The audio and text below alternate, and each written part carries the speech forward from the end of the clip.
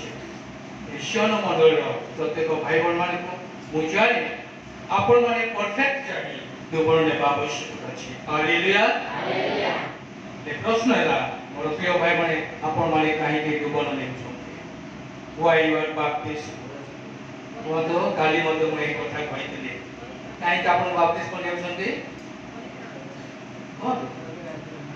ସ୍ୱର୍ଗ ରାଜ୍ୟ ପାଇବା ଗୁଡ୍ ଆଉ ଯୀଶୁଙ୍କ ସହିତ ଲାଗି ରହିବା ଆଉ ହାଲେଲୁୟା। ସମସ୍ତେ ଉତ୍ତମ ବିଷୟ କହିଛନ୍ତି ବହୁତ ବହୁତ ଧନ୍ୟବାଦ। କାରଣ ଆମେ ବାପ୍ତିସ୍ମ ନେବା ଏହା ହେଉଛି ପ୍ରଥମ ପଏଣ୍ଟ ଯୀଶୁ ଖ୍ରୀଷ୍ଟଙ୍କର ଆଦେଶ।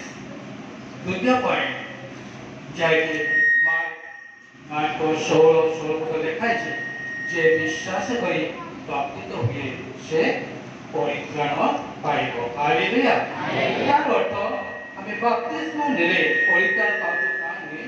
ଆମେ ଯୋଉ ବିଶ୍ୱାସ କରିଛୁ ଯୀଶୁ ଖ୍ରୀଷ୍ଟ ମୋ ପାଇଁ ମରିଛନ୍ତି, ଯୀଶୁ ଖ୍ରୀଷ୍ଟ ମୋ ପାଇଁ ମୃତ୍ୟୁବରଣ କରିଛନ୍ତି, ଯୀଶୁ ଖ୍ରୀଷ୍ଟ ମୋ ପାଇଁ ସମାଧିସ୍ଥ ହୋଇଛନ୍ତି, ଯୀଶୁ ଖ୍ରୀଷ୍ଟ ମୋ ପାଇଁ ପୁନରୁତ୍ଥିତ ହୋଇଛନ୍ତି, ଏହା ଯଦି ଆମେ ବିଶ୍ୱାସ କରୁଛୁ ତେବେ ଆମେ ବାପ୍ତିସ୍ମ ନେବାର ସାର୍ଥକ ହେବ। ତେଣୁ ମୋର ପ୍ରିୟମାନେ ଆଜି ଆମେ ବିଶେଷ ଆମେ କ'ଣ ବିଶ୍ୱାସ କରିବା? କ'ଣ ଆମେ ବିଶ୍ୱାସ କରୁଛୁ? ଅନେକ ଦେଖ ବାପ୍ତିସ୍ମ ମୁଁ ସମାଜକୁ ଦେଖେ ନିଜ ମୋର ଭାଇ ନେଉଛନ୍ତି, ମୋର ଜ୍ଞାତିକୁ ନେଉଛନ୍ତି, ଭାବେ ବାପ୍ତିସ୍ମ ନେଉଛନ୍ତି। ଏହା ବାପ୍ତିସ୍ମର ସାର୍ଥକ ହେବ ନାହିଁ। କିନ୍ତୁ ବାପ୍ତିସ୍ମ ଆମେ ବ୍ୟକ୍ତିଗତ ତ୍ରାଣକର୍ତ୍ତା ରୂପେ ଆମେ ଗ୍ରହଣ କରିବା ଦରକାର। ଏବେ ବାପ୍ତିସ୍ମ ନେଲେ ତାର ଚିରକାଳ ଆମେ ଯୀଶୁ ଖ୍ରୀଷ୍ଟଙ୍କର ଆମେ ସହିତ ସଂଯୁକ୍ତ ହୋଇପାରିବା। କାରଣ ଗୋଟେ କଥା ଆମେ ପଢ଼ିବା ଏଫେସୀୟ 2:8 ପଦ ପଢ଼ନ୍ତୁ। ଏଫେସୀୟ 2:8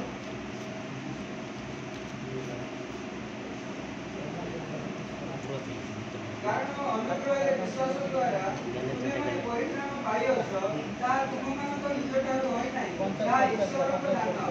ହାଲେଲୁୟା। କାରଣ ଅନୁଗ୍ରହ ଦ୍ୱାରା କେବଳ ବିଶ୍ୱାସ କରିବାଟା ଅନୁଗ୍ରହ ଦ୍ୱାରା ଆମେ କ'ଣ ପରିତ୍ରାଣ ପାଇଛୁ। ସେ ଅନୁଗ୍ରହ ହେଉଛି ଯାହାକି ଆମକୁ ଯୋଗ୍ୟତା ନଥିଲା ତାହା ପ୍ରଭୁ ଆମକୁ ଯୋଗ୍ୟତା କରିଛନ୍ତି। କାରଣ ତାଙ୍କ ରକ୍ତ ବଳିଦାନ ଦ୍ୱାରା, କ୍ରୁଶାବୃତ ହେବା ଦ୍ୱାରା, ସମାଧିସ୍ଥ ହେବା ଦ୍ୱାରା ଏବଂ ପୁନରୁତ୍ଥିତ ହେବା ଦ୍ୱାରା। କାରଣ ବିଶ୍ୱାସ ଦ୍ୱାରା ଅନୁଗ୍ରହ ଦ୍ୱାରା କ'ଣ ପାଇଛୁ? ପରିତ୍ରାଣ, ପାପ କ୍ଷମା ଆମେ ପାଇଅଛୁ। ହାଲେଲୁୟା। ଏହା ଆମେ ପ୍ରଭୁଙ୍କୁ ବିଶ୍ୱାସ କରିବା ଅତି ଜରୁରୀ ଅଟେ। ଆଉ ଗୋଟେ ବିଷୟ ମୁଁ କହିବି ଆପଣ ପ୍ରାୟ ଜାଣିପାରିବେ ଯେ ଅନେକ ଲୋକେ କହନ୍ତି ଆମେ ବାପ୍ତିସ୍ମ ନେଲେ ଆମେ ଯେ ପରିତ୍ରାଣ ପାଇଛୁ ତାହା ନୁହେଁ। ଆମେ ବିଶ୍ୱାସ କରି ବାପ୍ତିସ୍ମ ନେବା ଦ୍ୱାରା ପରିତ୍ରାଣ ଅଛି।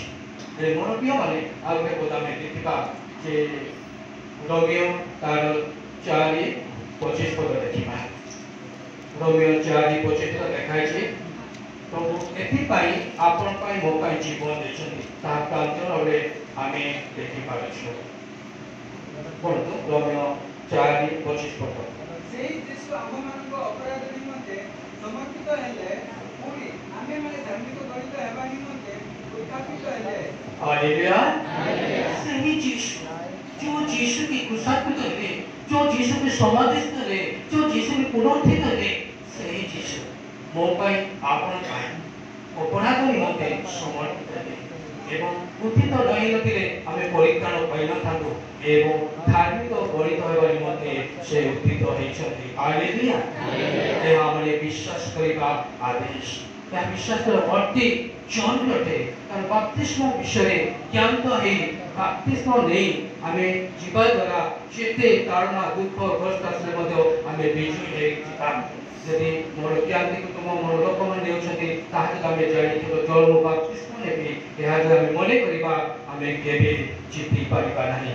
ଏବଂ ଗୋଟେ ଶେଷ ବିଷୟ ମୁଁ କହିବି ଯୀଶୁ ଖ୍ରୀଷ୍ଟ ସ୍ୱର୍ଗ ଓ ମର୍ତ୍ତ୍ୟର ଅଧିକାର ପାଇଛନ୍ତି। ସେ ଆଦେଶ ଦେଇଛନ୍ତି କ'ଣ ଯାଅ ମହରେ ଲୋକମାନଙ୍କୁ ସୁସମାଚାର ପ୍ରଚାର କରି ସେମାନଙ୍କୁ ପିତା ପୁତ୍ର ପବିତ୍ରାତ୍ମାଙ୍କ ନାମରେ ଜଳରେ ବାପ୍ତିସ୍ମ। ଏହା ହେଉଛି ମାଥ୍ୟୁ 28 ତାର 18-20 ପର୍ଯ୍ୟନ୍ତ ପ୍ରଭୁ ଯୀଶୁ ଖ୍ରୀଷ୍ଟଙ୍କର ଆଦେଶ। ମୋର ପ୍ରିୟମାନେ ଏହି ଆଦେଶକୁ ଆମେ ମାନିବା ଦରକାର। ଯଦି ଆମେ ପ୍ରଭୁ ବିଶ୍ୱାସ କରୁଛୁ ଆମେ ଆଦେଶ ମାନିବା। ଯେ ବିଶ୍ୱାସ କରି ବାପ୍ତିତ ହୁଏ ସେ ପରିତ୍ରାଣ ପାଇଛି। ତାପରେ ଲେଖାଯାଇଛି ଯେ ବିଶ୍ୱାସ କରେ ସେ ଦଣ୍ଡ ପାଇବ। ମୋର ପ୍ରିୟମାନେ ମୁଁ ଆଶା କରେ ମୁଁ ଅଧିକ କହିବାକୁ ଚାହୁଁନି। ପ୍ରଭୁଙ୍କ ଆଦେଶ ଆମେ ମାନିବା। ଆମେ ପ୍ରଭୁଙ୍କ ତ୍ରାଣକୁ ବିଶ୍ୱାସ କରୁଛୁ, ଗ୍ରହଣ କରୁଛୁ। ଆମେ ପ୍ରଭୁଙ୍କ ଆଦେଶ ମାନି ଆମେ ଅଗ୍ରସର ହେବା। ଆମେ ପରବର୍ତ୍ତୀ ଅନେକ ବିଷୟ ଆଲୋଚନା ଅଛି। ମୁଁ ଅତିଥି କହି ଆଜି ଆମର ଯୁବନ ଯେତେ ଜଣ ପ୍ରସ୍ତୁତ ଅଛନ୍ତି, ଯେତେ ଜଣ ପ୍ରଭୁ ତ୍ରାଣକୁ ଗ୍ରହଣ କରନ୍ତି ବିଶ୍ୱାସ କରନ୍ତି, ସେମାନେ ପ୍ରସ୍ତୁତ ହେଇ ଆମେ ଆଗକୁ ଯିବା। ପ୍ରଭୁ ଏ ବାକ୍ୟରୁ ପ୍ରତ୍ୟେକଙ୍କୁ ଆଶୀର୍ବାଦ କରନ୍ତୁ। ଆମେନ୍।